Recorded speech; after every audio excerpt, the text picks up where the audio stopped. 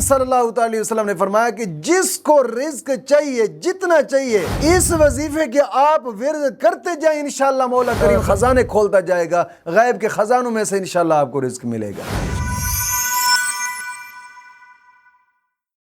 سلام ہو ان آنکھوں پر جو بیدار رہتی ہیں، سلام ہو ان آنکھوں پر جو بہتی رہتی ہیں، سلام ہو ان آنکھوں پر جو بیدار رہتی ہیں، سلام ہو ان محرابوں پر جو روشن اور منور ہیں، سلام ہو قطرہ قطرہ بن کر گرنے والے آنسوؤں پر، سلام ہو سوختہ دلوں سے نکلنے والی آہوں پر۔ الہی ہمیں بھی ان لوگوں میں شامل فرما جن کے روزے اور نمازیں تو نے قبول فرمائی ہیں اور جن کی برائیوں کو تو نے نیکیوں سے بدل دیا اور اپنی رحمت سے جنت میں داخل فرمایا اور ان کے مراتب بلند فرمائے۔ آمین آمین آمین یا رب العالمین۔ الحمدللہ رب العالمین والصلاة والسلام علی سید الانبیاء والمرسلین، اما بعد فاعوذ باللہ من الشیطان الرجیم، بسم اللہ الرحمن الرحیم، اہدنا الصراط المستقیم، صدق اللہ مولانا العظیم۔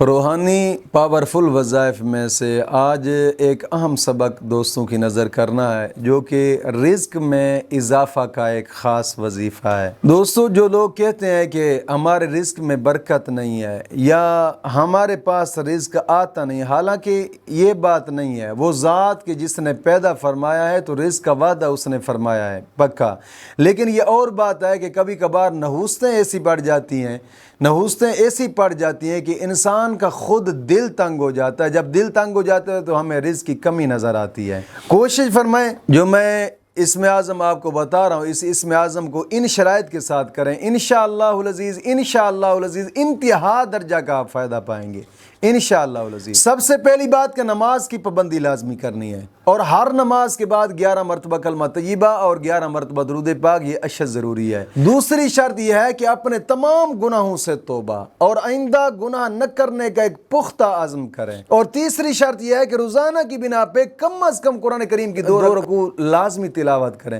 دوستو، قرآن کریم کی تلاوت کرنے سے گھر کے اندر برکتیں ہوتی ہیں، نحوستیں ڈیرہ نہیں لگاتی، رب کی رحمتیں ہی رحمتیں ہوتی ہیں۔ کوشش فرمائیں کہ ان شرائط کے ساتھ آپ اس وظیفے کو کریں، انشاءاللہ العزیز انشاءاللہ العزیز انشاءاللہ العزیز کبھی بھی رزق کی کمی نہیں آئے گی انشاءاللہ العزیز۔ اور یہ فرمان مصطفیٰ ہے، یاد رکھیے گا، آقا کریم صلی اللہ تعالی علیہ وسلم کا فرمان کبھی جھوٹا نہیں ہو سکتا۔